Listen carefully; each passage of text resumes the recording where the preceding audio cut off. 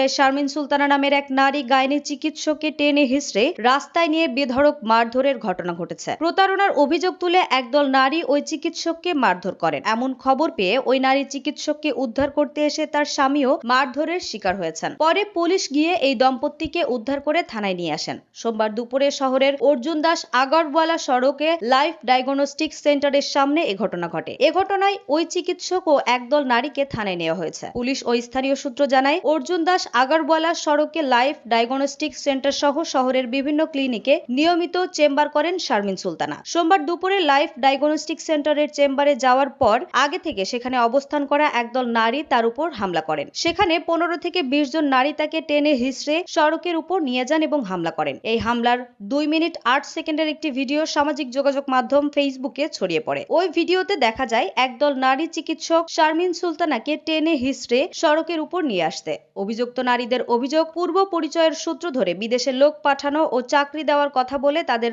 মাধ্যমে অর্থ নেন। পরে চাকরি দিতে পারেননি ওই নারী চিকিৎসক, আবার টাকাও ফেরত দিচ্ছেন না। এ কারণে তাকে ধরতে এসেছেন তারা। তবে তাদের দাবি চিকিৎসককে মারধর করা হয়নি। এদিকে ওই চিকিৎসক ও তার স্বজনের দাবি মিথ্যা অভিযোগ এনে মারধর ও হেনস্থা করা হয়েছে। এই ঘটনার সুষ্ঠু বিচার চান তারা। অভিযুক্ত নারীদের বাড়ি মেহেরপুর ও চুয়াডাঙ্গা জেলার বিভিন্ন গ্রামে। এ বিষয়ে কুষ্টিয়া পুলিশ সুপার মিজানুর রহমান বলেন, এই ঘটনায় উভয় পক্ষকে থানায় নেওয়া হয়েছে বিষয়টি খতিয়ে দেখে। ডেস্ক রিপোর্ট, দৈনিক রানার।